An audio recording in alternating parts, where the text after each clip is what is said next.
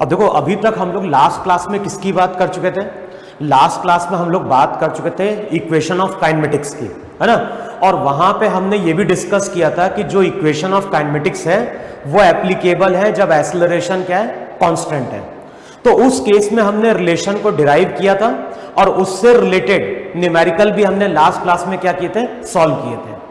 आज हम लोग जिस टॉपिक की बात कर रहे हैं काइनेमेटिक्स में ही, लेकिन काइनेमेटिक्स में हम बात करेंगे उन न्यूमेरिकल्स की जो ग्राफ रिलेटेड आईआईटी जेईई में आ चुके हैं। होगा नहीं हुआ? तो नेक्स्ट यहां पे हेडिंग डालो, वहां पे problem related with graph. Clear? तो आज हम बात करेंगे काइनेमेटिक्स में उन क्वेश्चन की या उन केसेस की जहां पे हमें ग्राफ क्या करना पड़ता है, प्लॉट करना पड़ता है। तो हेडिंग डालो वहां पे प्रॉब्लम रिलेटेड विद ग्राफ। अच्छा, अब में कुछ चीजें हैं जो हमने मैथमेटिकल टूल में पढ़ी थी और मैं उसको फिर से वहां पे क्या कर रहा हूं, रिवाइज कर रहा हूं। जो सबसे पहली टर्म हम लोगों ने पढ़ी थी मैथमेटिकल टूल में, वो पढ़ी थी हम लोगों ने स्ट्रेट लाइन। देखो, सबको याद है कि नहीं याद है? वहां पे मैथमेटिकल टूल में हम पढ़ चुके थे स्ट्रेट लाइन, और स्ट्रेट लाइन की जो इक्वेशन हम लोगों ने डिफाइन करी थी वो डिफाइन करी थी y equals to mx plus c. तो वहां पे हमने डिफाइन किया था कि y एक वेरिएबल था, y एक वेरिएबल था, x भी वहां पे क्या था, एक वेरिएबल था। तो अगर हम बात करें y की तो y भी वेरिएबल है, x भी वहां पे क्या है, वेरिएबल है। और जब मैंने m की बात करी थी तो m को हमने डिफाइन किया था लाइन का स्लोप, और c जो था c को हमने डिफाइन किया था वहां पे इंटरसेप्ट। ध्यान है, ये सब चीज हम लोग मैथमेटिकल टूल में पढ़ चुके हैं। मैं इसको एक बार फिर से रिवाइज कर रहा हूं कि वहां पे हमने बेसिकली बात करी थी स्ट्रेट लाइन की, वहां पे हमने बात करी थी पैराबोला की, सर्कल की, हाइपरबोला की और इलिप्स की। तो अभी हम बात कर रहे हैं मेनली वहां पे पहले किसकी, स्ट्रेट लाइन की। अब जब हम स्ट्रेट लाइन की बात करते हैं तो यहां पे हम बोलते हैं कि यहां पे दो वेरिएबल्स हैं, एक वेरिएबल y है, दूसरा वेरिएबल वहां पे क्या है, x है। तो वहां हमने डिफाइन किया था कि अगर हमारे पास दो वेरिएबल हैं, अगर हमारे पास दो वेरिएबल हैं और दो वेरिएबल आपस में इस तरह से रिलेटेड है कि दोनों का हाईएस्ट पावर क्या है, 1 है, अगर ऐसा होगा तो वो मैथ्स में किसको रिप्रेजेंट करता है, वो मैथ्स में रिप्रेजेंट करता है वहां पे स्ट्रेट लाइन को। देखो है कि नहीं वहां पे? तो अगर स्ट्रेट लाइन की बात कर रहे हैं तो स्ट्रेट लाइन का मतलब है कि हमारे पास दो वेरिएबल है, एक वेरिएबल y है, दूसरा वेरिएबल x है, और दोनों का हाईएस्ट पावर वहां पे क्या था, 1 था। m वहां पे लाइन का स्लोप था, c वहां पे क्या था, इंटरसेप्ट था। और कुछ रिजल्ट याद करो जरा, वहां पे हमने डिफाइन किया था कि ये अगर x एक्सिस है, ये तुम्हारी y एक्सिस है, और अगर मैं यहां पे कोई लाइन खींचता हूं तो मैंने वहां पे क्या डिफाइन किया था कि जो भी लाइन है ये लाइन x एक्सिस से क्या कर रही है, कुछ एंगल फॉर्म कर रही है, और एंगल हमने मेजर किया था x एक्सिस से एंटी क्लॉकवाइज डायरेक्शन में। जब यहां पे हमने किसी लाइन को ड्रॉ किया तो इस लाइन ने यहां पे क्या किया, कुछ एंगल फॉर्म किया, और ये जो एंगल फॉर्म किया है, ये एंगल फॉर्म किया है एक्स एक्सिस के साथ, किस डायरेक्शन में फॉर्म किया है, ये इसने एंगल फॉर्म किया है एंटी क्लॉकवाइज डायरेक्शन में वहां पे। तो जो भी लाइन का स्लोप था, लाइन के स्लोप को हमने रिलेट किया था m से, और जो भी लाइन का स्लोप था, लाइन के स्लोप को हमने डिफाइन किया था वहां पे tan थीटा। तो यहां पे अगर हम लाइन के स्लोप की बात कर रहे हैं तो लाइन के स्लोप का मतलब था वैल्यू ऑफ tan थीटा। तो वहां पे डेफिनेशन भी लिखवाई थी। स्लोप को हमने क्या डिफाइन किया था, स्लोप को हमने डिफाइन किया था it is the value of tan theta where theta is measured from x axis in anti clockwise direction. तो जो भी लाइन का स्लोप था, लाइन का स्लोप वहां पे क्या था, tan थीटा था। लाइन का स्लोप थीटा नहीं था, लाइन का स्लोप था वहां पे वैल्यू ऑफ tan थीटा, और थीटा वो एंगल है जो x एक्सिस से हमने मेजर किया था एंटी क्लॉकवाइज डायरेक्शन में। फिर वहां पे हमने डिफाइन किया था कि ये जो लाइन है y एक्सिस पे कुछ डिस्टेंस कट कर रही है, और इसको हमने बोला था इंटरसेप्ट c। तो c वहां पे इंटरसेप्ट था और m वहां पे क्या थी, लाइन का स्लोप था। फिर वहां पे हमने ये भी डिफाइन किया था कि अगर थीटा की वैल्यू लेस देन क्या है, 90 डिग्री है, अगर थीटा की वैल्यू लेस देन 90 डिग्री है तो उस केस में लाइन का स्लोप पॉजिटिव था। थीटा की वैल्यू अगर ग्रेटर देन 90 डिग्री है तो स्लोप वहां पे क्या था, नेगेटिव था। थीटा की वैल्यू 0 या फिर 180 तो उस केस में स्लोप की वैल्यू भी वहां पे क्या थी, 0 थी। देखो है कि नहीं वहां पे। तो जो भी लाइन का स्लोप है, लाइन का स्लोप पॉजिटिव भी होता है, नेगेटिव भी होता है, वो तुम्हारा क्या होता है, 0 भी होता है। लेकिन जब भी हम एंगल की बात करेंगे तो एंगल कभी भी 180 को क्रॉस नहीं करेगा, क्योंकि अगर मान लो मैंने लाइन इस तरह से ड्रॉ करी, ये एक्स एक्सिस है, ये तुम्हारी वाई एक्सिस है, अब मैंने लाइन कुछ इस तरह से ड्रॉ करी। अब बताओ लाइन अगर इस तरह से ड्रॉ करोगे तो यहां पे एंगल तुम इस तरह से मेजर करोगे और ये जो एंगल रहेगा ये एंगल हो जाएगा थीटा, और थीटा की वैल्यू यहां पे जो हमने एंगल की बात कर रहे हैं, थीटा हमने मेजर किया है एक्स एक्सिस से किस डायरेक्शन में, एंटी क्लॉकवाइज, तो ये थीटा ग्रेटर देन 90 था। यहां पे ये एंगल था, यहां पे ये एंगल था। तो जब भी हम थीटा की बात करेंगे, थीटा हमेशा हम एंगल मेजर करेंगे एक्स एक्सिस से किस डायरेक्शन में, एंटी क्लॉकवाइज डायरेक्शन में। तो लाइन का स्लोप पॉजिटिव भी था, नेगेटिव भी था, और लाइन का स्लोप वहां पे क्या था, 0 भी था। वहां पे याद होगा हमने कुछ डिफरेंट केसेस भी लिए थे। मैं फिर से रिवाइज कर रहा हूं इन सब चीजों को। मान लो ये केस है, फिर ये एक्स, ये y।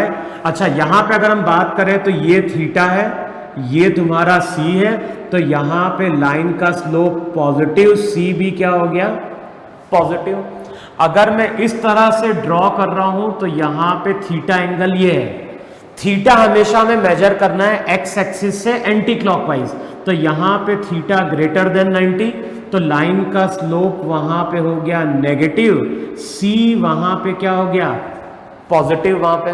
फिर नेक्स्ट केस क्या बन गया था, नेक्स्ट केस बन गया था ये x ये y। अब लाइन इस तरह से ड्रॉ कर दो।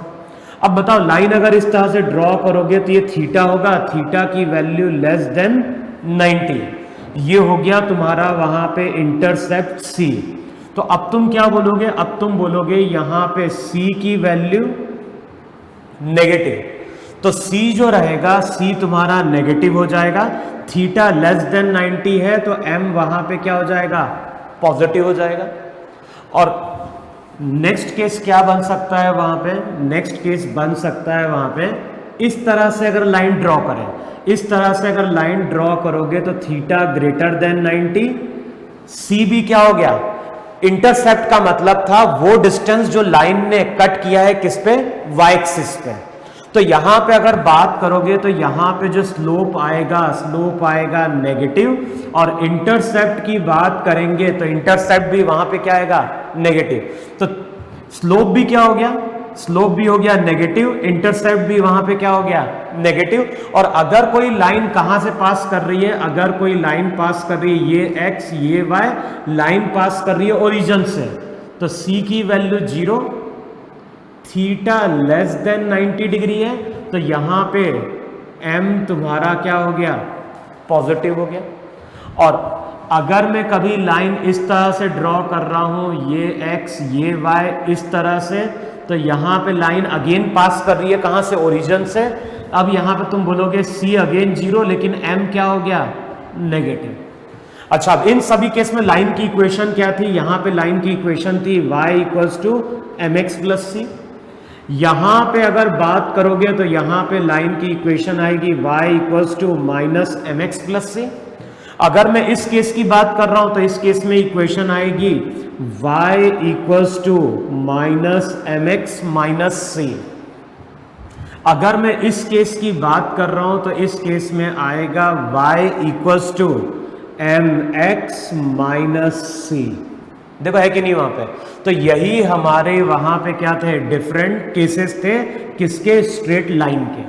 यहां पे इक्वेशन थी y इक्वल्स टू mx, क्योंकि लाइन का स्लोप पॉजिटिव था। यहां पे लाइन का स्लोप नेगेटिव है, तो इक्वेशन बनी थी यहां पे y equals to minus mx। देखो है कि नहीं वहां पे। तो सबसे पहले वहां पे हमने मैथमेटिकल टूल में किसकी बात करी थी, हम लोगों ने बात करी थी स्ट्रेट लाइन की। तो स्ट्रेट लाइन को हमने क्या डिफाइन किया था, स्ट्रेट लाइन को हमने डिफाइन किया था, it is a relation between two variables. जब हम स्ट्रेट लाइन की बात करते हैं तो हम डिफाइन करते हैं कि स्ट्रेट लाइन है क्या। तो स्ट्रेट लाइन वहां पे दो वेरिएबल के बीच का रिलेशन है, लेकिन हम जिन दो वेरिएबल की बात कर रहे हैं उनका हाईएस्ट पावर वहां पे 1 होना चाहिए। इसका पावर भी 1 है, इसका पावर भी 1 है। m और c वहां पे क्या है, कांस्टेंट है। m वहां पे लाइन का स्लोप है, लाइन के स्लोप का मतलब था value of tan theta. Theta वो एंगल है जो हमने मेजर किया है एक्स एक्सिस से एंटी क्लॉकवाइज डायरेक्शन में। इंटरसेप्ट को हमने क्या डिफाइन किया था, इंटरसेप्ट को हमने डिफाइन किया था ये वो डिस्टेंस है जो लाइन ने कट किया है किस पे, वाई एक्सिस पे। अब स्लोप कभी पॉजिटिव होता है, कभी इंटरसेप्ट पॉजिटिव होता है, कभी स्लोप नेगेटिव होता है, कभी इंटरसेप्ट नेगेटिव होता है। तो depending upon the values of m और c, यही हमारे स्ट्रेट लाइन के वहां पे क्या थे, नंबर ऑफ केसेस थे। क्लियर? तो ये सब चीजें हम लोग मैथमेटिकल टूल में पढ़ चुके हैं। मैंने केवल इसको एक बार फिर से वहां पे क्या करा दिया है, रिवाइज करा दिया। तो एक बार चाहो तो जो लेक्चर था उसको तुम डिटेल में जाके फिर से क्या कर सकते हो, रिवाइज कर सकते हो वहां पे। फिर देखो वहां पे एक तो हमने बात करी थी स्ट्रेट लाइन की, दूसरी हमने वहां पे डिफाइन किया था पैराबोला।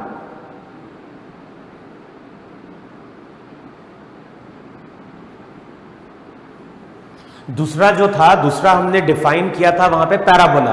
और पैराबोला की हमने प्रॉपर्टी क्या लिखवाई थी, पैराबोला को हमने डिफाइन किया था, 4 केसेस लिए थे मैंने वहां पे।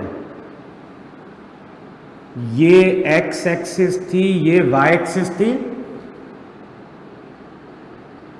इस तरह से मैंने एक पैराबोला ड्रॉ किया था। जो दूसरा पैराबोला हमने ड्रॉ किया था वो था ये एक्स, ये वाई।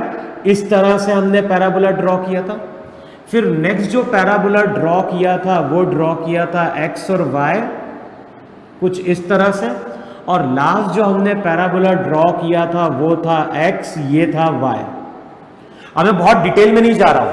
मैंने वहां पे क्या बोला था, ये जो पैराबोला था, इस पैराबोला की प्रॉपर्टी थी y इक्वल्स टू के एक्स स्क्वायर। के यहां पे पॉजिटिव कांस्टेंट था। अब मैंने वहां प्रॉपर्टी क्या लिखवाई थी, मैंने प्रॉपर्टी लिखवाई थी कि अगर हमारे पास दो वेरिएबल हैं, और जिन दो वेरिएबल की हम बात कर रहे हैं उनमें से एक का हाईएस्ट पावर 1 होना चाहिए और दूसरे का हाईएस्ट पावर क्या होना चाहिए, 2 होना चाहिए।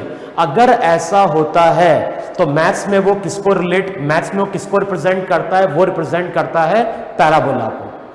तो जो स्टैंडर्ड पैराबोला थे, स्टैंडर्ड पैराबोला यही थे। स्टैंडर्ड पैराबोला की प्रॉपर्टी क्या होती है, स्टैंडर्ड पैराबोला की प्रॉपर्टी होती है कि जो उनका वर्टेक्स होता है वो पास करता है ओरिजिन से। वर्टेक्स का मतलब क्या हो गया, पैराबोला का लोअर मोस्ट पॉइंट या फिर पैराबोला का टॉप मोस्ट पॉइंट। तो ये स्टैंडर्ड पैराबोला है जिनके वर्टेक्स कहां से पास कर रहे हैं, ओरिजिन से पास कर रहे हैं। इस पैराबोला की इक्वेशन थी y इक्वल्स टू के एक्स स्क्वायर, इसकी इक्वेशन थी y इक्वल्स टू माइनस के एक्स स्क्वायर। अगर हम इसकी बात करते हैं तो इसको हमने लिखा था x इक्वल्स टू के वाई स्क्वायर, और इसकी इक्वेशन लिखी थी x इक्वल्स टू माइनस के वाई स्क्वायर। वहां पे मैंने डिफाइन किया था कि k मेरा पॉजिटिव कांस्टेंट था। वहां पे फिर मैंने ये भी बोला था कि k अगर पॉजिटिव होगा, अगर कांस्टेंट पॉजिटिव होगा तो पैराबोलिक कर्व ओपनिंग अपवर्ड होगा, अगर k नेगेटिव हुआ तो पैराबोलिक कर्व ओपनिंग क्या होगा, डाउनवर्ड होगा। फिर दूसरी प्रॉपर्टी मैंने ये भी लिखवाई थी कि x का अगर स्क्वायर होगा, अगर x का स्क्वायर होगा तो y के अबाउट सिमेट्रिक है। अगर x का स्क्वायर है तो y के अबाउट सिमेट्रिक है, और अगर y का स्क्वायर होगा तो x के अबाउट वो क्या चल रहा होगा, सिमेट्रिक चल रहा होगा। क्लियर हो? तो ये तुम्हारे सभी वहां पे स्टैंडर्ड पैराबोला है जिनका वर्टेक्स कहां से पास कर रहा है, ओरिजिन से पास कर रहा है। फिर वहां मैंने ये भी लिखवाया था कि y equals to a x square plus b x plus c. ये जो इक्वेशन है तुम्हारी y equals to a x square plus b x plus c, तो ये हम लोग पढ़ते हैं मैथ्स में कौन सी इक्वेशन थी, इसको हम बोलते हैं कि ये मैथ्स में क्वाड्रेटिक इक्वेशन है। अगर हम बात करें तो ये मैथ्स में क्वाड्रेटिक इक्वेशन है, लेकिन आगे हम लोग इसको क्या बोलते हैं, आगे हम लोग इसको बोलते हैं कि ए बी और सी तो कांस्टेंट है, कितने वेरिएबल है यहाँ पे? दो वेरिएबल, एक वेरिएबल है y, दूसरा वेरिएबल है x। और मैंने क्या बोला है, जब भी हमारे पास दो वेरिएबल होंगे और एक का हाईएस्ट पावर अगर क्या है 1 है और दूसरे का हाईएस्ट पावर 2 है, तो अगेन ये मैथ्स में किसको रिप्रेजेंट करता है? ये रिप्रेजेंट करता है पैराबोला को। क्लियर? फिर वहां पे मैंने ये भी लिखवाया था कि एक्स स्क्वायर का जो कोफिशिएंट है a, या तो a पॉजिटिव होता है या फिर a क्या होता है? नेगेटिव होता है। अगर a पॉजिटिव होगा तो पैराबोलिक कर्व ओपनिंग क्या होगा? अपवर्ड होगा। और अगर एक्स स्क्वायर का कोफिशिएंट नेगेटिव है तो पैराबोलिक कर्व ओपनिंग डाउनवर्ड होगा। डिफरेंस क्या है? ये स्टैंडर्ड पैराबोला नहीं है। यहां पे इक्वेशन कुछ ऐसे बन सकती है, ये x ये y, इस तरह से एक पैराबोला आ गया। अब ये पैराबोलिक कर्व अगर ओपनिंग अपवर्ड है तो इसका मतलब है कि कोफिशिएंट क्या रहा होगा? पॉजिटिव रहा होगा। और अगर हम ड्रॉ कर रहे हैं कभी ये x ये y, ये भी एक पैराबोला है, लेकिन ये पैराबोलिक कर्व ओपनिंग डाउनवर्ड है, इसका मतलब है कि एक्स स्क्वायर का कोफिशिएंट क्या रहा होगा? नेगेटिव रहा होगा। केवल डिफरेंस ये कि ये स्टैंडर्ड पैराबोला है। स्टैंडर्ड पैराबोला वो पैराबोला होगा जिसका वर्टेक्स कहां से पास कर रहा होगा? ओरिजिन से पास कर रहा होगा। लेकिन अगर पैराबोला स्टैंडर्ड नहीं है, अगर पैराबोला स्टैंडर्ड नहीं है तो उसका जो वर्टेक्स रहेगा उसका वर्टेक्स ओरिजिन से पास नहीं करेगा। क्लियर है इतना? तो एक तो मैंने रिवाइज किया वहां पे स्ट्रेट लाइन को, दूसरा मैंने रिवाइज कर दिया किसको? पैराबोला को। और मैंने क्यों यहां पे स्ट्रेट लाइन और पैराबोला को रिवाइज किया है? क्योंकि आगे जब हम काइनेमेटिक्स में क्वेश्चन सॉल्व करेंगे ग्राफ रिलेटेड, तो ध्यान रखना वहां पे केवल दो ही कंडीशन बनती है, या तो ग्राफ मेरा स्ट्रेट लाइन निकल के आएगा या फिर ग्राफ मेरा कैसा निकल के आएगा? पैराबोला निकल के आएगा। हम लोग ना तो अभी सर्कल की बात करेंगे, ना ही हम इलिप्स की बात करेंगे, ना ही हम बात करेंगे किसी हाइपरबोला की। लेकिन अगर तुम लोगों को रिवाइज करना है तो जो मैथमेटिकल टूल था, मुझे याद है कि मैथमेटिकल टूल का शायद थर्ड लेक्चर है, सेकंड या थर्ड लेक्चर था। थर्ड लेक्चर में हमने बात करी थी स्ट्रेट लाइन की या फिर डिफरेंट कर्व की बात करी थी। तो बेटर ये है कि उस लेक्चर को तुम रिवाइज कर लो, फिर उसके बाद इस लेक्चर को तुम लोग वहां पे क्या कर लो? कंटिन्यू कर लो। क्योंकि मैंने इसको सीधे ब्रशअप कर दिया कि स्ट्रेट लाइन कब होगी, पैराबोला कब होगा। अभी जब हम काइनेमेटिक्स में ग्राफ ड्रॉ करेंगे तो या तो ग्राफ मेरा पैराबोला होगा या फिर ग्राफ मेरा वहां पे क्या होगा? स्ट्रेट लाइन होगा। क्या याद रखना है? स्ट्रेट लाइन होगा तो हमारे पास दो वेरिएबल होंगे, दोनों का हाईएस्ट पावर 1 होगा। पैराबोला का मतलब क्या है? पैराबोला का मतलब हुआ कि हमारे पास वहां पे दो वेरिएबल होंगे जिनमें से एक का हाईएस्ट पावर 1 होगा और दूसरे का हाईएस्ट पावर वहां पे क्या होगा? 2 होगा। तो उसको वहां पे हम लोग क्या बोल रहे होंगे? पैराबोला बोल रहे होंगे। फिर क्या याद रखना है? ये सब मेरे स्टैंडर्ड पैराबोला हैं जिनके वर्टेक्स पास कर रहे हैं ओरिजिन से, और ये हमारे स्टैंडर्ड पैराबोला नहीं है। अगर x का स्क्वायर है तो y के अबाउट सिमेट्रिक होगा, और अगर y का स्क्वायर हुआ तो x के अबाउट क्या होगा? सिमेट्रिक होगा। क्लियर बात ना? तो इतना तुम लोग नोट डाउन कर लो। अब आगे हम इसी से रिलेटेड वहां पे बात करेंगे। तो सबसे पहले हम कुछ क्वेश्चन सॉल्व करेंगे जहां पे हम इसी को रिलेटेड क्वेश्चन वहां पे क्या करेंगे? सॉल्व करेंगे। तो एक क्वेश्चन लिखो वहां पे, और लिखो सबसे पहला क्वेश्चन वहां पे। सबसे पहला क्वेश्चन में क्या बोल रहा है? The displacement versus time graph, the displacement versus time graph of a particle moving along a straight line, the displacement versus time graph of a particle moving along a straight line is as shown in figure. The displacement versus time graph of a particle moving along a straight line is shown in figure. तो एक particle है, question में बोल रहा है एक particle है, particle x axis के अलोंग क्या कर रहा है? चल रहा है। जब ये पार्टिकल एक्स एक्सिस के अलोंग चलता है तो वहां पे डिस्प्लेसमेंट और टाइम के बीच का कर्व दिया हुआ है, और जो भी डिस्प्लेसमेंट हुआ x किसी भी t टाइम पे, उसकी इक्वेशन दी हुई है x इक्वल्स टू 4t²। अब फर्स्ट केस में क्या बोल रहा है? फर्स्ट केस में बोल रहा है draw the graph of draw the graph of velocity versus time and acceleration versus time. तो हमें वेलोसिटी वर्सेस टाइम और एक्सेलरेशन वर्सेस टाइम का क्या करना है, ग्राफ वहां पे प्लॉट करना है। अब देखो फर्स्ट केस में हमें ग्राफ प्लॉट करना है वेलोसिटी और टाइम के बीच में, सेकेंड केस में हमें ग्राफ प्लॉट करना है किसके बीच में, एक्सेलरेशन और टाइम के बीच में। अब मुझे अगर ग्राफ प्लॉट करना है वेलोसिटी और टाइम के बीच में तो कैसे प्लॉट करेंगे, तो काइनेमेटिक्स में ये चीज ऑलरेडी हम पढ़ चुके हैं कि x अगर क्या है, x अगर डिस्प्लेसमेंट है तो वेलोसिटी को हम लिखते थे dx बाय dt। तब सबसे पहले इस इक्वेशन को टाइम के साथ डिफरेंशिएट करो। बताओ टाइम के साथ डिफरेंशिएट करेंगे 4 तो कांस्टेंट, वेलोसिटी का मतलब था dx bye dt, dx bye dt का मतलब था कि x को t के साथ क्या करो, डिफरेंशिएट करो। अब डिफरेंशिएट करोगे तो 4 तो कांस्टेंट, t स्क्वायर का 2t, तो जो भी वेलोसिटी रहेगी वेलोसिटी तुम्हारी क्या निकल के आएगी, वेलोसिटी निकल के आएगी वहां पे 8 इंटू टी।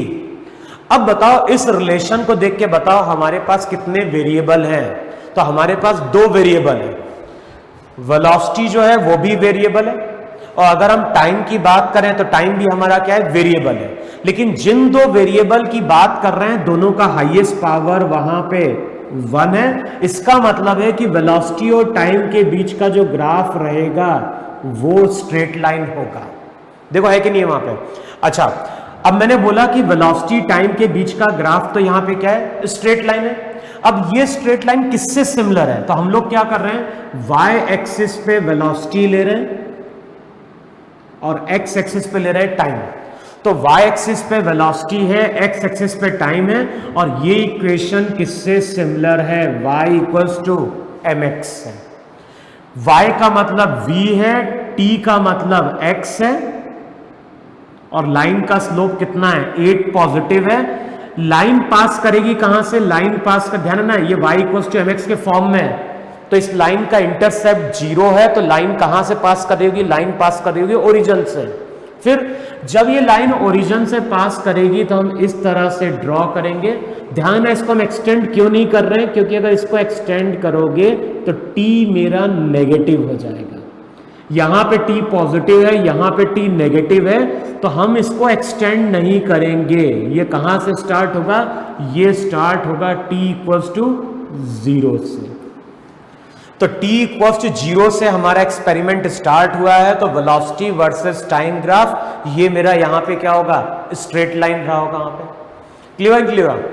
अब नेक्स्ट पार्ट में कैलकुलेट क्या करना है, नेक्स्ट पार्ट में कैलकुलेट करना है एक्सेलरेशन। अब बताओ एक्सेलरेशन को क्या लिखोगे, एक्सेलरेशन को लिखोगे वहां पे dv बाय dt।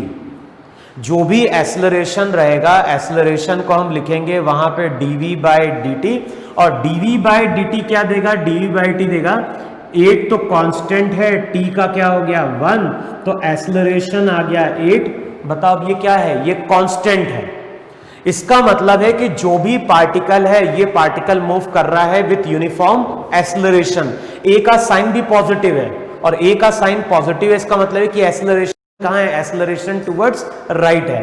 तो अगर मैं एक्सेलरेशन और टाइम के बीच का ग्राफ प्लॉट करूंगा, अगर मैं एक्सेलरेशन और टाइम के बीच का ग्राफ प्लॉट कर रहा हूं तो वो ग्राफ कैसा निकल के आएगा, कांस्टेंट निकल के आएगा, साथ में पॉजिटिव है। तो इस तरह से a और t के बीच का क्या होगा, ग्राफ होगा, ये हो जाएगा 8। देखो है कि नहीं वहां पे। तो इस तरह से हम ड्रॉ करेंगे वेलोसिटी वर्सेस टाइम ग्राफ और ये होगा मेरा वहां पे एक्सेलरेशन वर्सेस टाइम ग्राफ। देखो है कि नहीं है वहां पे। लिख लो इतना, तुम लोग वहां पे नोट डाउन कर लो, फिर वहां पे हम नेक्स्ट क्वेश्चन की बात करते हैं। तो इसको नोट डाउन करो वहां पे, फिर आगे हम लोग बात कर रहे हैं वहां पे।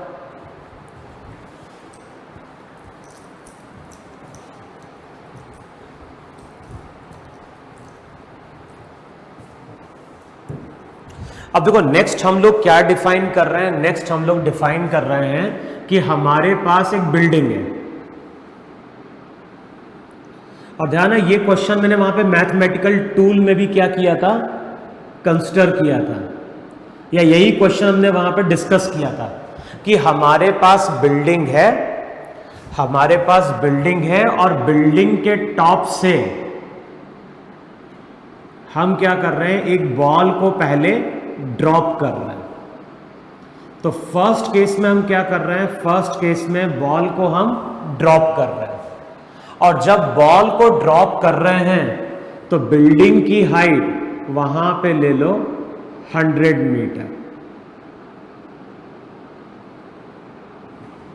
तो हमारे पास एक बिल्डिंग है, बिल्डिंग की हाइट वहां पे 100 मीटर है, और 100 मीटर हाइट से हमने क्या किया है, 100 मीटर हाइट से हमने किसी बॉल को वहां पे क्या किया है, ड्रॉप किया है। ड्रॉप करने का मतलब क्या होता है, ड्रॉप करने का मतलब होता है कि बॉल की इनिशियल वेलोसिटी क्या है, 0। अब एक्सपेरिमेंट स्टार्ट हुआ है t = 0 पे, तो t = 0 पे पर्सन ने बॉल को वहां पे क्या किया है, ड्रॉप किया। अब जैसे ही पर्सन बॉल को ड्रॉप करेगा, ये बॉल कहां आएगी, नीचे आएगी, और कुछ टाइम बाद ये बॉल ग्राउंड को क्या करेगी, हिट करेगी। अब क्वेश्चन में क्या बोल रहा है, क्वेश्चन में बोल रहा है ड्रॉ द फॉलोइंग ग्राफ। हमें ग्राफ प्लॉट करना है। फर्स्ट केस में ग्राफ हमें प्लॉट करना है किसके बीच का, तो लिखो वहां पे velocity versus time. Second case में हमें ग्राफ प्लॉट करना है speed versus time. Third case में जो ग्राफ प्लॉट करना है, ग्राफ प्लॉट करना है displacement versus time. Next case में हमें ग्राफ प्लॉट करना है किसके बीच का, डिस्टेंस वर्सेस टाइम का। और लास्ट पार्ट जो है उसमें एक्सेलरेशन वर्सेस टाइम। तो क्वेश्चन में क्या बोल रहा है, क्वेश्चन में बोल रहा है बिल्डिंग है, बिल्डिंग के टॉप से हम किसी बॉल को क्या कर रहे हैं, रिलीज कर रहे हैं। तो क्वेश्चन में बोल रहा है कि जब ये बॉल को हम रिलीज करेंगे तो हमें क्या करना है, हमें velocity versus time, speed versus time, displacement versus time, distance versus time और एक्सेलरेशन वर्सेस टाइम का क्या करना है, हमें ग्राफ प्लॉट करना है कि नहीं। अच्छा, कैसे हम लोग ग्राफ प्लॉट करेंगे, तो सबसे पहले वेलोसिटी के लिए जाओ, बताओ वेलोसिटी के लिए फॉर्मूला क्या था, वेलोसिटी के लिए फॉर्मूला था v = u + at। ये रिलेशन क्या बताता है, ये रिलेशन बताता है t टाइम बाद पार्टिकल की वेलोसिटी। अच्छा, अब वहां पे ये भी याद होगा कि जब हम न्यूमेरिकल सॉल्व करते थे काइनेमेटिक्स के, तो साइन कन्वेंशन क्या था, जो भी ऊपर की ओर होगा वो पॉजिटिव लेंगे, नीचे की ओर होगा तो नेगेटिव लेंगे, राइट की ओर होगा तो पॉजिटिव लेंगे, लेफ्ट की ओर होगा तो नेगेटिव लेंगे। बताओ यही साइन कन्वेंशन है कि नहीं है। अब सबसे पहले वहां पे u को देखो, u क्या हो गया, 0। एक्सेलरेशन ड्यू टू ग्रेविटी हमेशा डाउनवर्ड नीचे की ओर है, तो साइन क्या लेंगे, -gt। t टाइम बाद हो जाएगी वेलोसिटी v, तो इक्वेशन हो जाएगा v = -gt। देखो यही तुम्हारा वेलोसिटी और टाइम के बीच का रिलेशन है कि नहीं है। तो जो भी वेलोसिटी और टाइम है, जो वेलोसिटी और टाइम है उसके बीच का रिलेशन आ गया v = -gt। अब g क्या है, जिस हाइट की हम बात करते हैं, ये हाइट मेरी कैसी होती है, स्मॉल होती है। और मैंने क्या लिखवाया था, हाइट अगर स्मॉल होगी तो g को अभी तक हम लोग कैसे मानते हुए चलते हैं, कांस्टेंट मानते हुए चलते हैं। अब बताओ यहाँ पे कितने वेरिएबल हैं, तो यहाँ पे 2 वेरिएबल हैं, एक है वेलोसिटी, दूसरा है टाइम, और दोनों का हाईएस्ट पावर क्या है, 1। इसका मतलब है कि वेलोसिटी और टाइम के बीच का जो ग्राफ है वो यहाँ पे स्ट्रेट लाइन होगा। अच्छा, अब स्ट्रेट लाइन ड्रॉ करोगे तो कैसे ड्रॉ करोगे, तो y एक्सिस पे लो यहाँ पे वेलोसिटी, और x एक्सिस पे लो वहां पे टाइम। तो y पे हम लेंगे वेलोसिटी, x पे क्या लेंगे, टाइम। अब इक्वेशन क्या हो जाएगी, अच्छा g की वैल्यू पुट कर दो, तो v = आ गया -10t। अब ये रिलेशन किससे सिमिलर है, y = -mx है। v का मतलब y है, t का मतलब x है, और बताओ y = -mx का मतलब हो गया कि लाइन ओरिजिन से पास करेगी लेकिन उसका इंटरसेप्ट नेगेटिव होगा। तो चेक करो ऐसे ड्रॉ करोगे कि नहीं ड्रॉ करोगे वहां पर,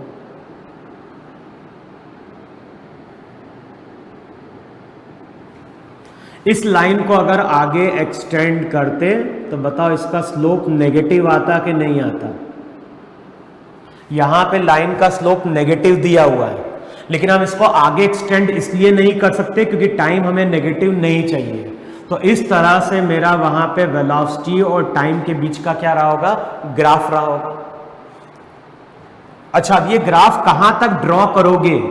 क्योंकि ये एक्सपेरिमेंट हमेशा नहीं चलता रहेगा। एक टाइम आएगा जब ये पार्टिकल ग्राउंड को क्या कर रहा होगा? हिट कर रहा होगा, तो वो टाइम की इक्वेशन भी हम लोग क्या करेंगे? फाइंड आउट करेंगे।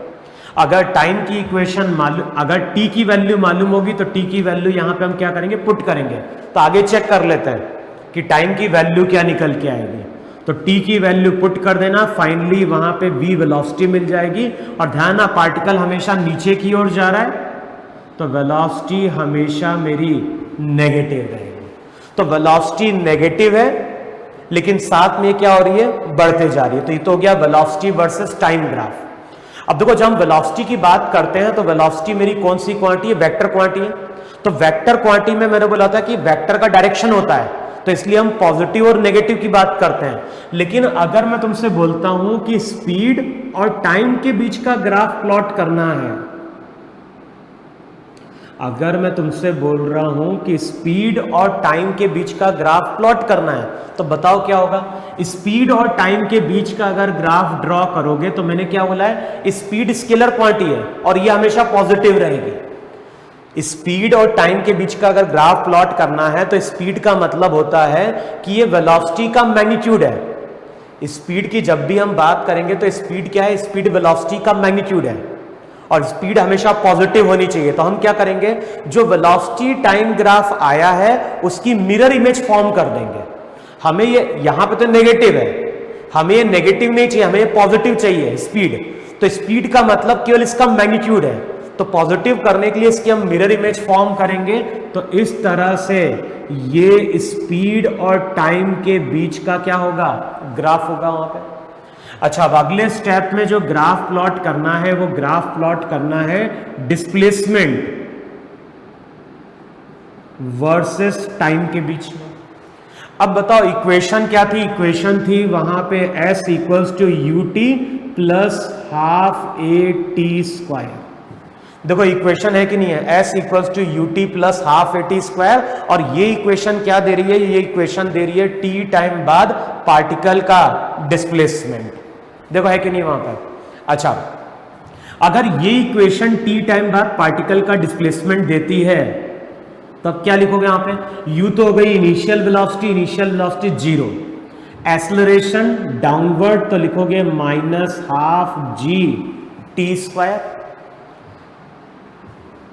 यहां पे वैल्यू पुट करो, a की वैल्यू नेगेटिव, तो minus half G T square, t time बाद डिस्प्लेसमेंट s।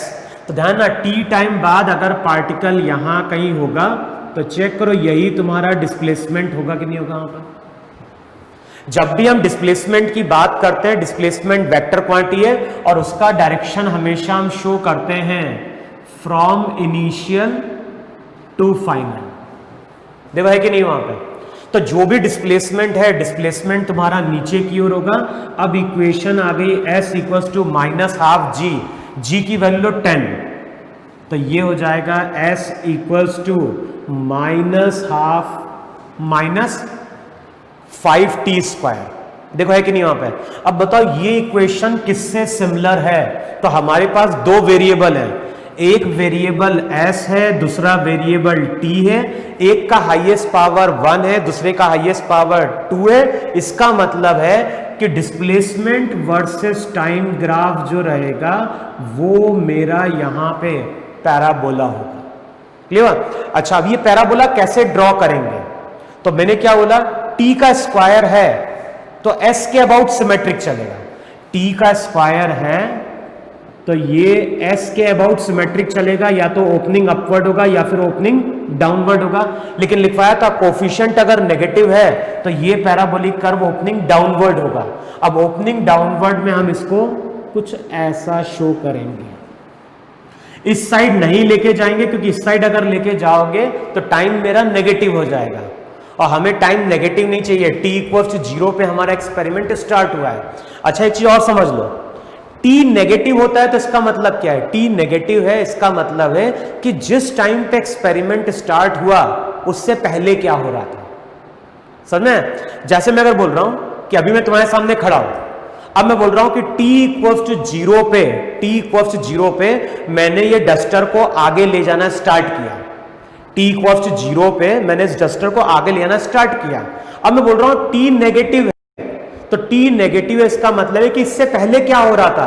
तो इससे पहले ये डस्टर मेरे हाथ में था और यहां कहीं था डस्टर, तो t नेगेटिव होगा। इसका मतलब है कि जब एक्सपेरिमेंट स्टार्ट हुआ उससे पहले की बात कर रहा है, लेकिन हमें उससे पहले से मतलब नहीं है, हमें तो एक्सपेरिमेंट स्टार्ट हो रहा है t इक्वल्स टू 0 से, इसलिए हम t की वैल्यू नेगेटिव कंसिडर नहीं करेंगे। क्लियर हुआ कि नहीं क्लियर हुआ? मैंने क्या बोला? जिस टाइम पे एक्सपेरिमेंट स्टार्ट होता है वहां पे हम t की वैल्यू 0 असाइन करते हैं। नेगेटिव का मतलब क्या होता है? नेगेटिव का मतलब होता है कि एक्सपेरिमेंट स्टार्ट करने के पहले क्या था। तो एक्सपेरिमेंट स्टार्ट करने के पहले डस्टर कहां था उससे हमें कोई मतलब नहीं है, तो हम यहां पे बात कर रहे हैं t इक्वल्स टू 0 से। तो डिस्प्लेसमेंट टाइम ग्राफ जो रहेगा वो मेरा यहाँ पे पैराबोलिक कर्व रहेगा, ओपनिंग डाउनवर्ड होगा। अच्छा, ये ग्राफ कहां तक शो करें? तो हमें मालूम है कि जब ये पार्टिकल फाइनली यहां पे हिट करेगा तो डिस्प्लेसमेंट कितना हो जाएगा? -100 इक्वल्स टू -5t²। तो यहां से चेक कर लो, यहां से अगर चेक करोगे तो t की वैल्यू t हो जाएगा वहां पे √20 सेकेंड। √20 का मतलब क्या हो गया? 2√5 सेकेंड। देखो चेक करो इतना आ रहा है कि नहीं आ रहा है। तो जो टाइम रहेगा, टाइम की वैल्यू जो टाइम रहेगा, टाइम हो जाएगा वहां पे कितना? 2√5 सेकेंड। तो यहां पे 2√5 शो करो और यहां पे डिस्प्लेसमेंट की वैल्यू -100। सिमिलरली अब यहां पे भी सही कर दो, यहां पे टाइम की वैल्यू कितनी हो जाएगी? यहां पे टाइम की वैल्यू 2√5 हो जाएगी और t की वैल्यू 2√5 पुट करोगे तो ये हो जाएगा -20√5। यहां पे हो जाएगा 2√5, तो यहां पे स्पीड हो जाएगी 20√5। देखो है कि नहीं वहां पे? तो ये हो गया वेलोसिटी टाइम, ये हो गया स्पीड टाइम, ये हो गया डिस्प्लेसमेंट टाइम। अब नेक्स्ट केस में हमें ग्राफ प्लॉट करना है किसके बीच का? डिस्टेंस और टाइम के बीच का। अच्छा, अभी तक हम लोगों ने ये चीज डिस्कस करी थी। क्या डिस्कस करी थी? कि अगर कोई पार्टिकल स्ट्रेट लाइन के अलोंग चल रहा है, अगर कोई पार्टिकल स्ट्रेट लाइन के अलोंग चल रहा है और उसने डायरेक्शन चेंज नहीं किया है तो उस केस में डिस्टेंस और डिस्प्लेसमेंट हमारे सेम होते हैं। अगर कोई पार्टिकल स्ट्रेट लाइन के अलोंग चल रहा है, अगर कोई पार्टिकल स्ट्रेट लाइन के अलोंग चल रहा है और अगर हम कुछ चेंज नहीं कर रहे हैं, अगर हम डायरेक्शन चेंज नहीं कर रहे हैं, तो उस केस में डिस्टेंस और डिस्प्लेसमेंट सेम होता है। तो इस केस में डिस्टेंस और डिस्प्लेसमेंट सेम होगा। डिस्प्लेसमेंट वेक्टर क्वांटिटी है तो ये पॉजिटिव नेगेटिव हो सकता है, लेकिन तो डिस्टेंस की जब हम बात करते हैं तो डिस्टेंस हमेशा पॉजिटिव होता है। तो अगर हमें डिस्टेंस और टाइम के बीच का ग्राफ प्लॉट करना है, अगर हमें डिस्टेंस और टाइम के बीच का ग्राफ प्लॉट करना है तो हम क्या करेंगे? इसकी मिरर इमेज फॉर्म कर देंगे। तो इसकी मिरर इमेज फॉर्म करोगे तो कुछ ऐसा बन जाएगा। इसको ऐसे भी समझ सकते हैं कि हम इसका मैग्नीट्यूड कैलकुलेट करने जा रहे हैं। तो जो भी डिस्प्लेसमेंट टाइम ग्राफ आया है उसकी मिरर इमेज फॉर्म कर दो। यहां से क्या मिल जाएगा? डिस्टेंस और टाइम। फाइनली डिस्टेंस 100 होगा, कितने टाइम पे? 2√5 पे। और लास्ट केस में क्या बोल रहा है? लास्ट केस में वो ग्राफ पूछ रहा है किसके बीच का? एक्सेलरेशन और टाइम के बीच का। हमें मालूम है एक्सेलरेशन हमेशा नेगेटिव है और हमेशा कांस्टेंट है। कितनी वैल्यू है? -10। तो यहां कहीं लिखो -10 मीटर। ये एक्सेलरेशन मीटर पर सेकेंड स्क्वायर में है। तो इस तरह से वहां पे हम एक स्ट्रेट लाइन क्या करेंगे? ड्रॉ करेंगे पैरेलल टू टाइम। देखो है कि नहीं वहां पे? तो इस तरह से वहां पे हम क्या करते हैं? Velocity time, speed time, displacement time, distance time या फिर एक्सेलरेशन टाइम के बीच का ग्राफ क्या करते हैं? प्लॉट करते हैं। तो इतना नोट डाउन करो जरा वहां पे।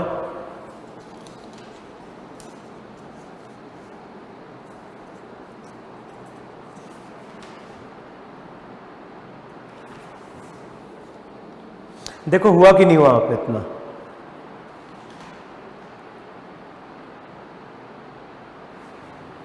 अब नेक्स्ट केस में आते हैं।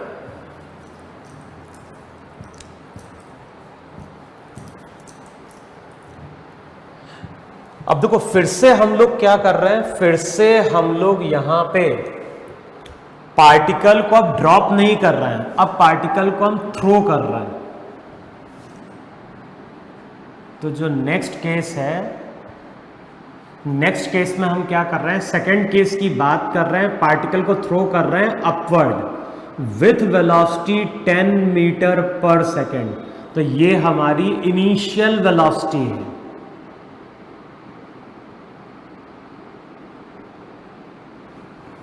तो इससे पहले हमने पार्टिकल को ड्रॉप किया था, अब मैं क्या बोल रहा हूं, अब मैं बोल रहा हूं जो भी पार्टिकल है, पार्टिकल को हम t = 0 पे 10 मीटर पर सेकेंड से वहां पे हम क्या कर रहे हैं, थ्रो कर रहे हैं ऊपर की ओर।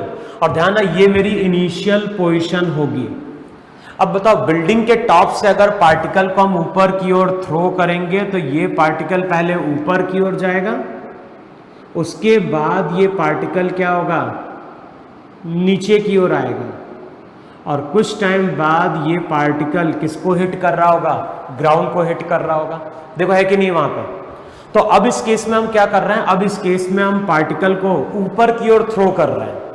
अगेन मुझे क्या बोल रहा है, अगेन क्वेश्चन में बोल रहा है draw velocity time graph, speed time graph, distance time graph, displacement time graph और एक्सेलरेशन वर्सेस टाइम ग्राफ। तो अगेन हमें ये सभी ग्राफ प्लॉट करने हैं। अब बताओ इक्वेशन क्या होगी, u initial velocity, initial velocity 10 कहाँ है, 10 ऊपर की ओर है, तो साइन क्या लोगे, साइन लोगे पॉजिटिव, g नेगेटिव लेंगे तो ये हो जाएगा -gt v, तो v हो जाएगा 10 - 10t। बताओ यही वेलोसिटी और टाइम के बीच का रिलेशन है कि नहीं है वहां पे। तो जो भी वेलोसिटी और टाइम है इनके बीच का रिलेशन हो गया वहां पे 10 - क्या हो गया 10t वहां पे। अच्छा अब अगर इस रिलेशन की बात करें तो बताओ ये रिलेशन किससे सिमिलर है, तो ये रिलेशन सिमिलर है y = c - mx से। भाई अगेन हमारे पास क्या है, दो वेरिएबल है, अगेन हमारे पास दो वेरिएबल है, एक वेरिएबल v है, दूसरा वेरिएबल t है, लेकिन दोनों का हाईएस्ट पावर 1 है। तो वो किसको रिप्रेजेंट कर रहा है, वो रिप्रेजेंट कर रहा है स्ट्रेट लाइन को। अब इस स्ट्रेट लाइन की प्रॉपर्टी क्या है, इंटरसेप्ट पॉजिटिव लेना है लेकिन स्लोप नेगेटिव लेना है। तो अगर मैं वेलोसिटी और टाइम के बीच का ग्राफ प्लॉट करूंगा तो बताओ ग्राफ कैसा लेंगे वहां पे। हमें इंटरसेप्ट चाहिए पॉजिटिव, तो इंटरसेप्ट पॉजिटिव, इंटरसेप्ट चाहिए पॉजिटिव, तो इंटरसेप्ट पॉजिटिव यहां कहीं है कि नहीं है 10। ध्यान ना v का मतलब y है, तो इंटरसेप्ट पॉजिटिव लेकिन स्लोप नेगेटिव, तो चेक करो इस तरह से होगा कि नहीं होगा वहां पे। तो ये तुम्हारा वहां पे वेलोसिटी वर्सेस टाइम ग्राफ होगा। अच्छा किसी टाइम पे वेलोसिटी 0 हो रही है कि नहीं हो रही है, यहां पे देखो ऊपर की ओर है तो वेलोसिटी पॉजिटिव है लेकिन वेलोसिटी कंटिन्यूअसली डिक्रीज हो रही है, यहां पे वेलोसिटी कंटिन्यूअसली डिक्रीज हो रही है। एक टाइम आएगा जब वेलोसिटी 0 होगी तो इसको 0 कर दो। बताओ v अगर 0 करोगे तो t की वैल्यू क्या हो गई 1 सेकेंड, तो यहां पे t की वैल्यू कितनी आ जाएगी 1 सेकेंड आ जाएगी। फिर ये पार्टिकल अगेन क्या करेगा, ग्राउंड को हिट करेगा किसी t टाइम पे, और ध्यान है यहां से लेके यहां तक का टाइम 1 सेकेंड है, फिर यहां से यहां तक का 1 सेकेंड, उसके बाद भी और टाइम होगा। लेकिन इसके बाद जब भी हम देखेंगे वेलोसिटी हमेशा नेगेटिव होगी, तो इस तरह से मेरा वेलोसिटी और टाइम के बीच का ग्राफ रहेगा। अब ये ग्राफ कहां तक शो करना है तो अभी हम चेक कर लेते हैं वहां पे।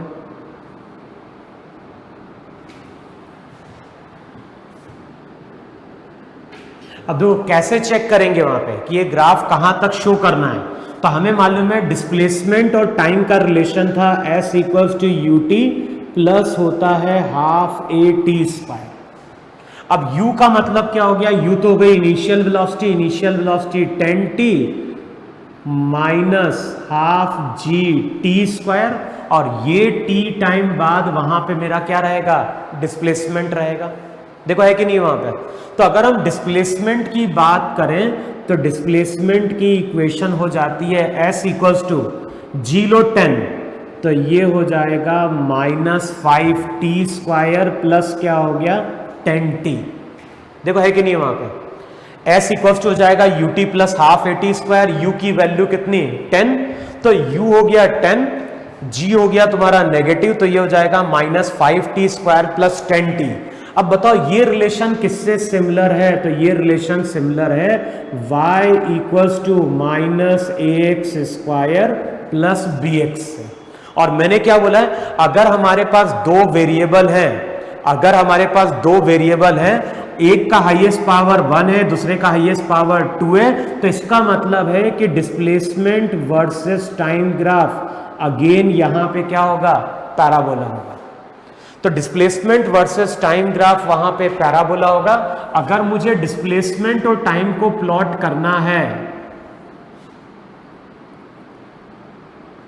अच्छा दूसरी प्रॉपर्टी क्या यूज करनी है, ग्राफ तो पैराबोला होगा, ये ग्राफ तो पैराबोला होगा, लेकिन ये स्टैंडर्ड पैराबोला नहीं है। स्टैंडर्ड पैराबोला होगा तो उसका वर्टेक्स पास करेगा ओरिजिन से, होगा नहीं हुआ।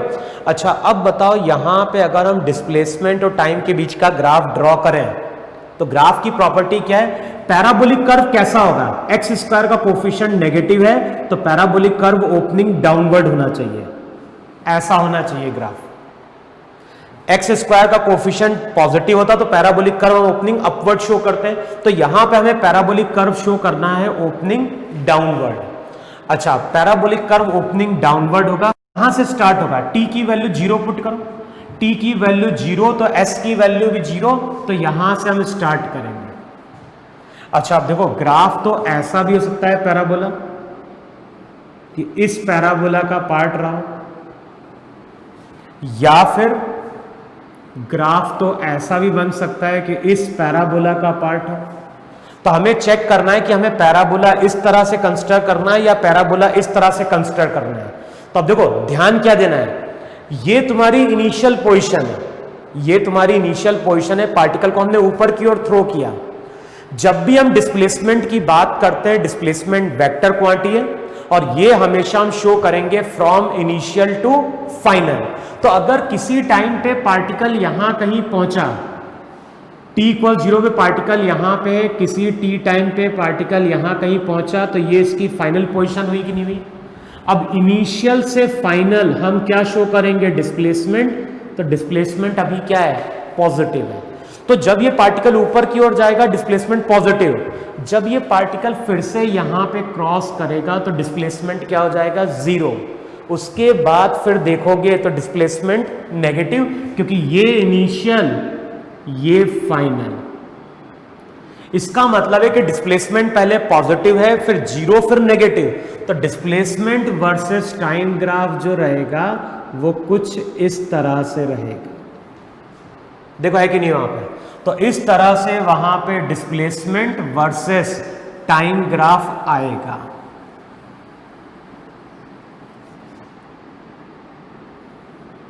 तो यहां पे ड्रॉ कर दो डिस्प्लेसमेंट वर्सेस टाइम ग्राफ। अच्छा अब ये कहां पे शो करना है, तो ये हमें मालूम है t की वैल्यू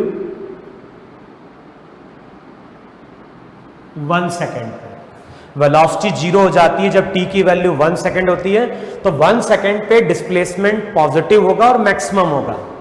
फिर हमने ये भी पढ़ा था जितना टाइम पार्टिकल को ऊपर जाने में लगता है उतना ही टाइम नीचे आने में लगता है। तो इसको अगर 1 सेकेंड ऊपर आने में लगा तो नीचे आने में यहां तक टाइम कितना लगा, अगला 1 सेकेंड, तो ये वैल्यू हो जाएगी 2 सेकेंड।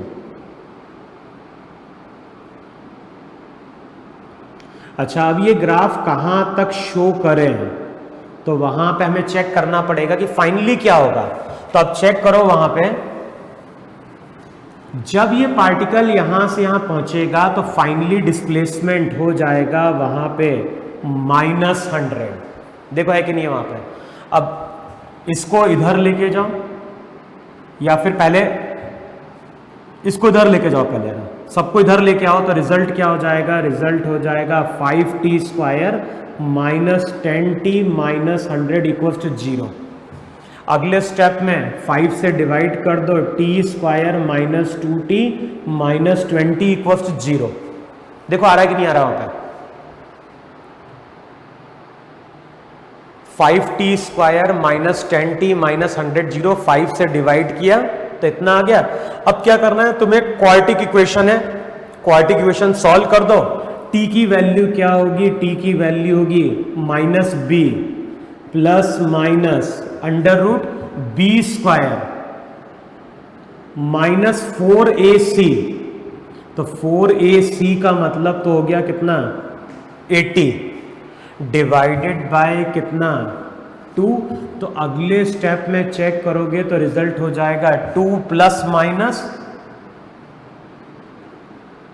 84/2।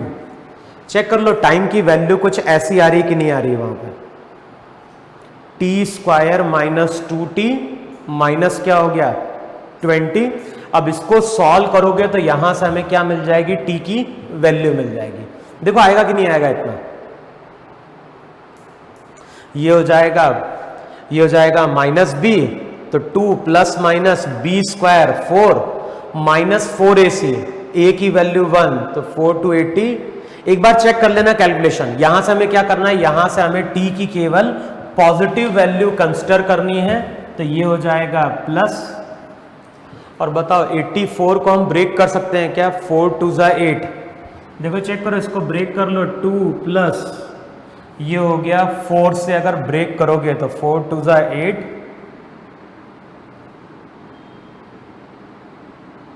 कितना 21 ना, 4 इंटू 21। तो यहां पे 4 बाहर निकालोगे तो चेक करो ऐसा लिख सकते हो, 2 प्लस 2 रूट 21 डिवाइडेड बाय 2, 2 2 क्या होगा, कैंसिल आउट होगा, तो रिजल्ट हो जाएगा 1 प्लस रूट 21 सेकेंड। चेक कर लेना इतना आ रहा है कि नहीं आ रहा है। तो 1 प्लस रूट 21 सेकेंड, यही हमारा वहां पे क्या होगा, टाइम होगा। तो टाइम हम यहां पे शो कर देंगे 1 प्लस रूट 21। और इस टाइम पे अगर देखोगे तो जो डिस्प्लेसमेंट रहेगा फाइनली वो हो जाएगा -100। देखो है कि नहीं वहां पे। तो ये वेलोसिटी टाइम ग्राफ है, यहां पे भी टाइम कहां तक चल रहा है, 1 प्लस रूट 21 तक। अब ये तुम्हारा वेलोसिटी टाइम ग्राफ है, ये तुम्हारा डिस्प्लेसमेंट टाइम ग्राफ है। अगले स्टेप में हमें ग्राफ किसके बीच का प्लॉट करना है, अगले स्टेप में हमें ग्राफ प्लॉट करना है किसके बीच का, स्पीड और टाइम के बीच। अब मैंने तुम्हें क्या बोला, मैंने तुम्हें बोला कि वेलोसिटी जो रहती है, वेलोसिटी तो वेक्टर क्वांटिटी है, तो ये पॉजिटिव भी होती है नेगेटिव भी होती है, क्योंकि पॉजिटिव नेगेटिव क्या इंडिकेट करते हैं, पॉजिटिव नेगेटिव केवल इंडिकेट करते हैं उसके डायरेक्शन को। देखो है कि नहीं वहां पे। तो पॉजिटिव नेगेटिव है तो ये तो इंडिकेट कर रहा है उसके डायरेक्शन को। लेकिन जब हम स्पीड की बात कर रहे हैं तो मैंने क्या बोला, स्पीड हमेशा पॉजिटिव चाहिए, तो इसका मतलब है कि इसकी हम क्या करेंगे, मिरर इमेज फॉर्म कर देंगे। स्पीड पॉजिटिव है तो यहां से यहां तक स्पीड पॉजिटिव है, तो 10 से लेके 1 सेकेंड तक स्पीड है। भाई जो वेलोसिटी का मैग्नीट्यूड रहेगा वही हमारी स्पीड है। अब इसके बाद वेलोसिटी नेगेटिव हो गई है, हमें इसकी मिरर इमेज फॉर्म करनी है, तो इसका मतलब है कि जो पोर्शन नेगेटिव आया है, मिरर इमेज का मतलब क्या है, जो पोर्शन नेगेटिव आ गया है वेलोसिटी में उसकी हम मिरर इमेज फॉर्म कर दें। तो उसकी मिरर इमेज फॉर्म करोगे तो कुछ इस तरह से आएगा, कितने टाइम तक, तो ये टाइम हो जाएगा 1 प्लस रूट 21 तक। तो ये तो हो गया स्पीड वर्सेस टाइम। और लास्ट केस में हमें किसके बीच का ग्राफ प्लॉट करना है, हमें ग्राफ प्लॉट करना है डिस्टेंस और टाइम के बीच का। अब डिस्टेंस और टाइम के बीच का ग्राफ प्लॉट करोगे तो यहां से लेके यहां तक। अब ध्यान ना, इस केस में पार्टिकल ने अपना डायरेक्शन चेंज किया है, और पार्टिकल ने अगर अपना डायरेक्शन चेंज किया है इसका मतलब है कि डिस्टेंस और डिस्प्लेसमेंट अलग अलग होंगे। लेकिन डिस्टेंस कभी भी नेगेटिव नहीं होता है, डिस्टेंस हमेशा बढ़ता है। तो अब करना क्या है, मैंने क्या बोला, ये जो पोर्शन है, यहां से जो पोर्शन है, जो पोर्शन तुम्हारा क्या हो रहा है, नीचे की ओर जा रहा है, उसकी मिरर इमेज फॉर्म कर दो, तो इसकी मिरर इमेज कुछ ऐसे फॉर्म होगी वहां। तो इस तरह से वहां पे हम क्या कर रहे हैं, इसकी मिरर इमेज क्या कर देंगे, फॉर्म कर देंगे। मिरर इमेज फॉर्म करोगे तो हमें क्या मिल जाएगा, डिस्टेंस और टाइम के बीच का ग्राफ मिल जाएगा। देखो है कि नहीं वहां पे, तो ये हो जाएगा। समझे क्या बोला मैंने? इसके बाद डिस्प्लेसमेंट डिक्रीज कर रहा है, लेकिन डिस्टेंस कभी डिक्रीज नहीं करता है। तो मैंने क्या बोला, इसकी मिरर इमेज क्या कर दो, फॉर्म कर दो, तो इसकी मिरर इमेज कुछ ऐसी बनेगी। तो यही मेरा वहां पे डिस्टेंस और टाइम के बीच का क्या होगा, ग्राफ होगा। और लास्ट केस में क्या था, एक्सेलरेशन वर्सेस टाइम, और एक्सेलरेशन वर्सेस टाइम जो ग्राफ रहेगा वो कांस्टेंट रहेगा वहां पे। देखो है कि नहीं वहां पे? तो इस तरह से हम ड्रॉ करेंगे velocity time, speed time, displacement time, distance time, और क्या हो गया, एक्सेलरेशन टाइम। अब यहां पे थर्ड केस में हम क्या कर रहे हैं, जो भी पार्टिकल है, पार्टिकल को 10 मीटर पर सेकेंड से नीचे की ओर थ्रो कर रहे हैं। तो अब क्या हो रहा है, t=0 पे पर्सन इस पार्टिकल को नीचे की ओर थ्रो कर रहा है। अब बताओ, अगर पार्टिकल को अगर हम नीचे की ओर थ्रो कर रहे हैं और अगेन हमें यह ग्राफ क्या करने हैं, प्लॉट करने हैं, तो सबसे पहले हम फिर से यही इक्वेशन यूज करेंगे वहां पे, v=u+at। अब बताओ u का मतलब क्या हो गया, u हो गई इनिशियल वेलोसिटी नीचे की ओर, तो -10 - gt, यही वेलोसिटी होगी, तो वेलोसिटी हो जाएगी -10 - 10t। अच्छा, अब ये रिलेशन किससे सिमिलर है, तो ये रिलेशन सिमिलर है y=-c - mx से। तो अगर वेलोसिटी और टाइम के बीच का ग्राफ देखोगे तो इसका इंटरसेप्ट नेगेटिव यहां कहीं होगा, स्लोप भी नेगेटिव। तो इस तरह से वहां पे वेलोसिटी और टाइम के बीच का ग्राफ होगा। कितने टाइम तक चलेगा तो वो हमें देखना पड़ेगा। तो इस तरह से मेरा वेलोसिटी टाइम ग्राफ होगा। अच्छा, अगर मुझे स्पीड टाइम ग्राफ प्लॉट करना है तो मैंने क्या बोला, मैंने बोला है कि स्पीड हमेशा पॉजिटिव होती है, और स्पीड पॉजिटिव बनाना इसका मतलब है कि जो नेगेटिव पार्ट है उसकी मिरर इमेज फॉर्म कर दो। तो उसकी मिरर इमेज फॉर्म करोगे तो कुछ ऐसा होगा। तो ये स्पीड और टाइम के बीच का वहां पे क्या रहा होगा, ग्राफ रहा होगा वहां पे। अच्छा, अब अगली इक्वेशन हमें लेनी है डिस्प्लेसमेंट की, तो s = ut + ½ u का मतलब क्या हो गया, -10t -12gt², और t टाइम बाद ये डिस्प्लेसमेंट होगा, इक्वेशन हो जाएगी -10t - 5t²। देखो है कि नहीं वहां पे?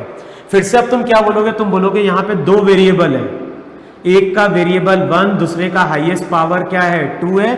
तो डिस्प्लेसमेंट टाइम ग्राफ मेरा वहां पे क्या हो गया, पैराबोला। t का स्क्वायर है तो s के अबाउट सिमेट्रिक चलेगा। साथ में हम क्या बोलेंगे, t² का कोफिशिएंट नेगेटिव है, तो पैराबोलिक कर्व यहां पे क्या होगा, पैराबोलिक कर्व यहां पे ओपनिंग डाउनवर्ड होगा। तो यहां पे शो करो पैराबोलिक कर्व ओपनिंग डाउनवर्ड। अच्छा, पैराबोलिक कर्व तुम ओपनिंग डाउनवर्ड शो करोगे तो अब किस तरह शो करोगे वहां पे, तो देखो वहां पे इसको,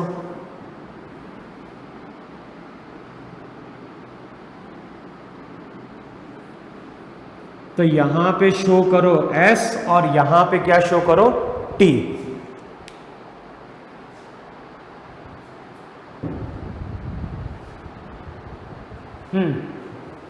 तो अब मैं क्या बोल रहा हूं, डिस्प्लेसमेंट, हमें डिस्प्लेसमेंट और टाइम के बीच का ग्राफ देखना है। तो मैंने क्या बोला, t का स्क्वायर है तो s के अबाउट सिमेट्रिक चलेगा, कोफिशिएंट नेगेटिव है तो पैराबोलिक कर्व ओपनिंग डाउनवर्ड रहेगा। लेकिन बताओ अब कैसे ड्रॉ करें, तो अब ध्यान रखना, ये तुम्हारी इनिशियल पोजीशन है, किसी टाइम पे अगर पार्टिकल यहां कहीं पहुंचा तो ये तुम्हारी हो जाएगी फाइनल पोजीशन, तो ये अगर इनिशियल पोजीशन है, ये फाइनल पोजीशन है, इसका मतलब है डिस्प्लेसमेंट हमेशा क्या होगा, नेगेटिव होगा।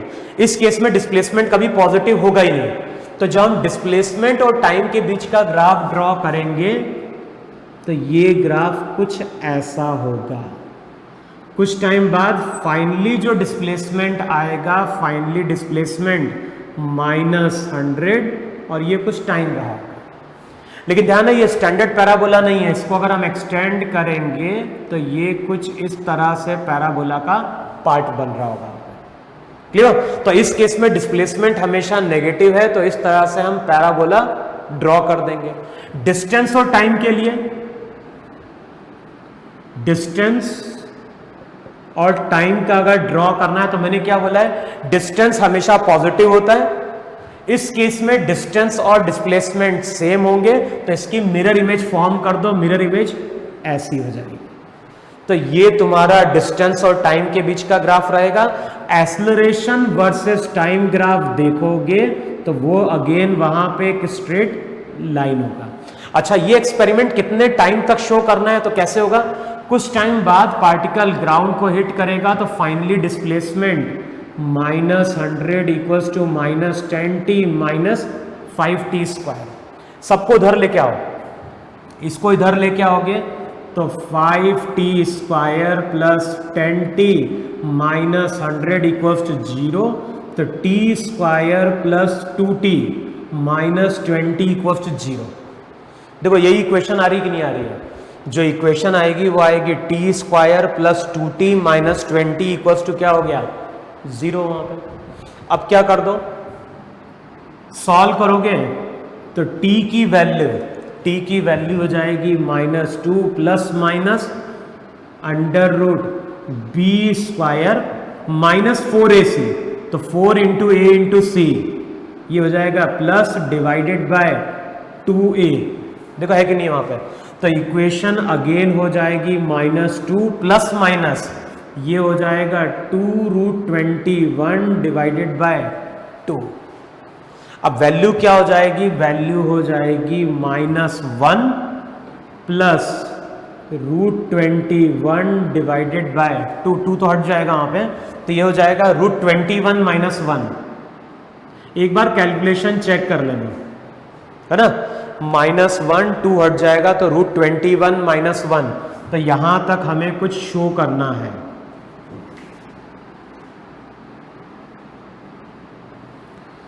तो इस तरह से वहां पे हम क्या करते हैं, distance time, displacement time, velocity time और स्पीड टाइम का ग्राफ हम क्या करते हैं, प्लॉट करते हैं। अब तुम्हें क्या चीज ध्यान रखना है, अब तुम्हें ये चीज ध्यान रखना है कि जब भी हम काइनेमेटिक्स के क्वेश्चन सॉल्व कर रहे हैं, और अभी हम लोग किस केस की बात कर रहे हैं, हम बात कर रहे हैं उस केस की जहां पे पार्टिकल मूव कर रहा है कांस्टेंट एक्सेलरेशन से। अभी हम बात कर रहे हैं उस केस की जहां पे पार्टिकल मूव कर रहा है कांस्टेंट एक्सेलरेशन से।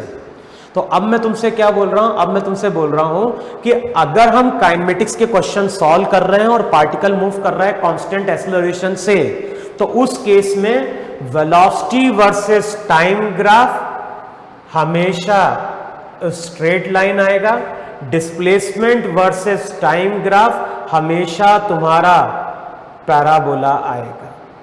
इसीलिए मैंने तुम्हें लेक्चर से पहले स्ट्रेट लाइन और पैराबोला को फिर से मैंने हमें ब्रीफ किया था कि पैराबोला होता कैसा है, कैसे हम आइडेंटिफाई करते हैं, वेलोसिटी टाइम ग्राफ क्या होता है, इसको हम आइडेंटिफाई कैसे करते हैं।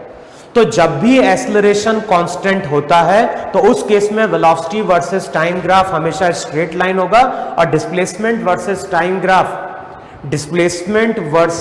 टाइम ग्राफ जो रहेगा वो हमेशा क्या होगा, पैराबोला रहेगा।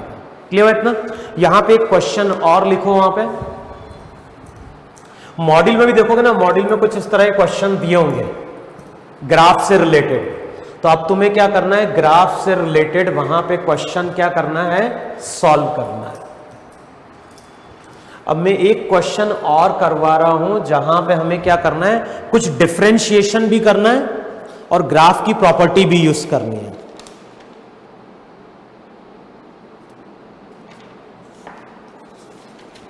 और ध्यान, अभी ये टॉपिक कंप्लीट नहीं हुआ है, लिखो वहां पे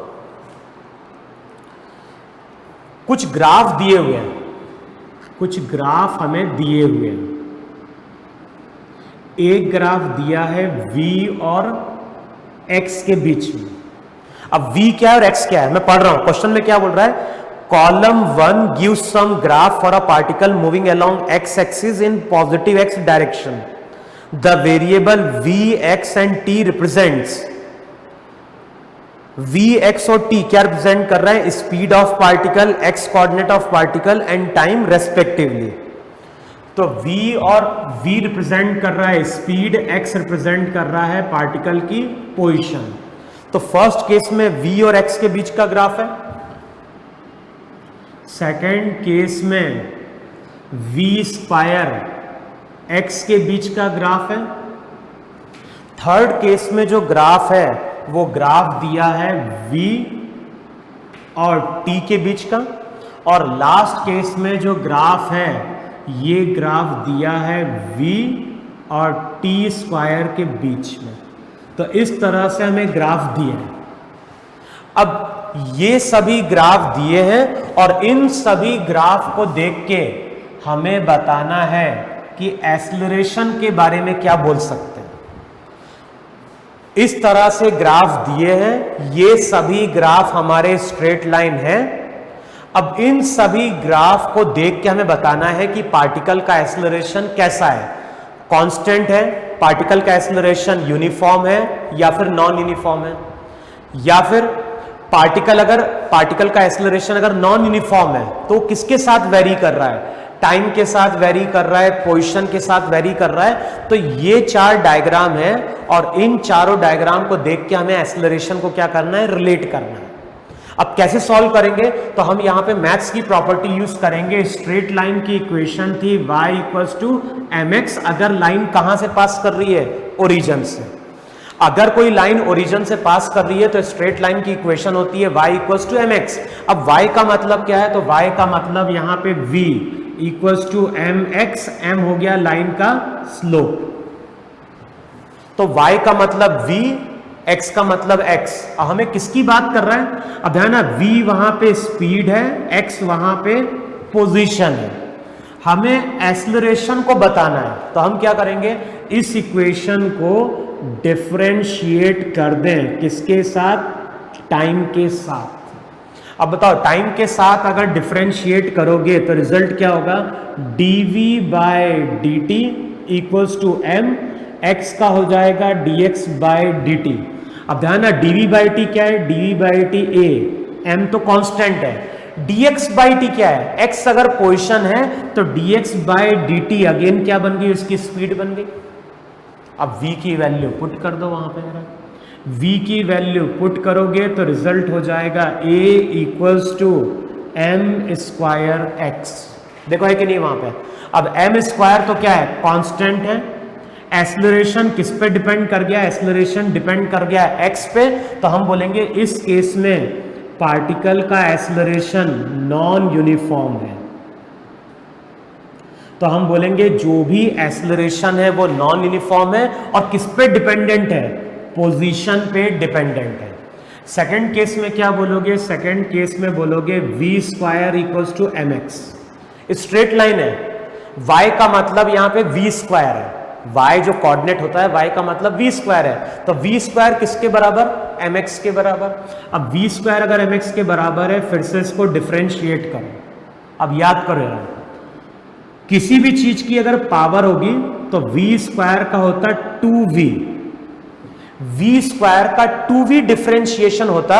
अगर इसको हम डिफरेंशिएट कर रहे होते v के रेस्पेक्ट में, हमें किसके साथ डिफरेंशिएट करना है, t के साथ। तो बताओ रूल क्या था, रूल था वहां पे कि अगर फंक्शन को किसी फंक्शन को हम किसी दूसरे वेरिएबल के रेस्पेक्ट में डिफरेंशिएट कर रहे हैं तो v स्क्वायर को अगर t के साथ डिफरेंशिएट करेंगे तो v स्क्वायर का 2v था और साथ में मैंने क्या लिखवाया था, dv बाय dt मल्टीप्लाई कर देते थे इक्वल्स टू m, x का क्या हो गया, dx bye dt, 2 into v, dv by t a, m dx bye dt